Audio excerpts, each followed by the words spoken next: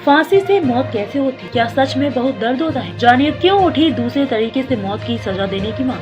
फांसी से मौत देना अमानवीय है। मौत की सजा पाए कैदी की जान फांसी के बजाय किसी आसान तरीके से लेने की मांग को लेकर सुप्रीम कोर्ट में याचिका दाखिल की गई है। भारत के प्रधान न्यायाधीश CJI जस्टिस DY चंद्रचूड़ की अध्यक्षता वाली पीठ ने याचिकाकर्ता की इस दलील से सहमति जताई है कि फांसी की सजा अमानवीय और बेहद क्रूर है। इस कारण पीठ ने सरकार से भी राय मांगी है। 2 मई को इस मामले पर सुनवाई होगी। सुप्रीम कोर्ट ने संकेत दिया है कि बात आगे बढ़ी तो फांसी का विकल्प ढूंढने के लिए विशेषज्ञों की समिति बनाई जाएगी जो ज्यादा आसान मौत देने का वैज्ञानिक तरीका सुझाएगी। अगर फांसी की जगह किसी दूसरे तरीके से मौत देने का नियम बन गया तो फिर जल्लाद की जरूरत भी नहीं पड़ेगी। वैसे भी दुनिया के कई देशों में फांसी के इतर अलग अलग तरीकों से कैदी को मौत दी जाती है। बहरहाल आपके मन में यह सवाल उठ सकता है कि मौत तो मौत है, फिर फांसी से दी जाए या गोली मारकर या जहर देकर, इससे क्या फर्क पड़ जाएगा? तो आइए जानते हैं कि फांसी को अमानवीय क्यों कहा गया है। आइए जानते हैं कि फांसी की प्रक्रिया क्या है और फांसी देने पर कैदी की मौत होती कैसे है। दया याचिका खारिज होते ही शुरू हो जाती है फांसी देने की प्रक्रिया। मौत की सजा पाए कैदी को राहत की आखिरी उम्मीद होती है देश के राष्ट्रपति से। कैदी की तरफ से राष्ट्रपति के पास दया की गुहार लगाई जाती है कि वो फांसी की सजा माफ कर दे। लेकिन जब राष्ट्रपति से दया याचिका खारिज हो जाती है तो कैदी को फांसी लगना तय हो जाता है।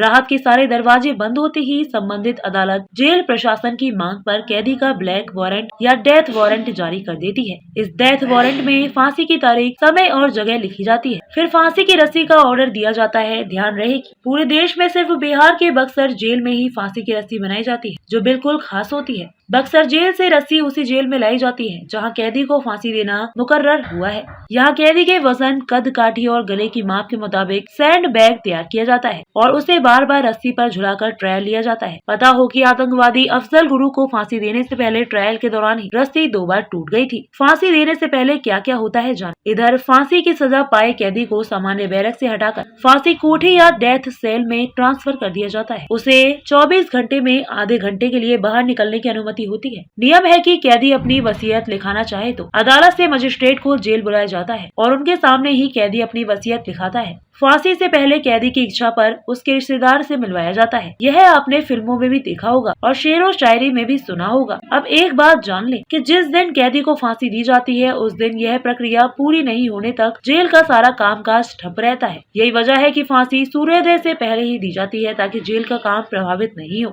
इसके लिए सुबह 4 बजे ही कैदी को जगा दिया जाता है। अक्सर जिसे फांसी होनी होती है वो खौफ में रात भर जगा ही रहता है। सुबह 4 बजे कैदी को नहाने के लिए कहा जाता है और उसे पहनने को नए कपड़े दिए जाते हैं। उस सुबह कैदी को सिर्फ चाय ऑफर की जाती है। सुबह में ही क्यों दी जाती है फांसी? निर्धारित समय पर कैदी को उसका चेहरा ढककर सेल से निकाला जाता है। कई बार कैदी डर के मारे कदम नहीं बढ़ा पाता है, तब उसे पुलिस वाले टांग कर फांसी वाली जगह पर लाते हैं जहां फांसी लगाई जाती है। वहां एक डॉक्टर, SDM जेलर और डिप्टी सुपरिटेंडेंट होते हैं। साथ ही 10 सिपाही और 2 हेड कांस्टेबल भी वहां मौजूद होते हैं। वहां जल्लाद कैदी के मुंह पर काला कपड़ा पहनाकर उसके हाथ पैर बांधता है। फिर तय वक्त पर जेलर रुमाल नीचे गिराकर लीवर खींचने का इशारा करता है।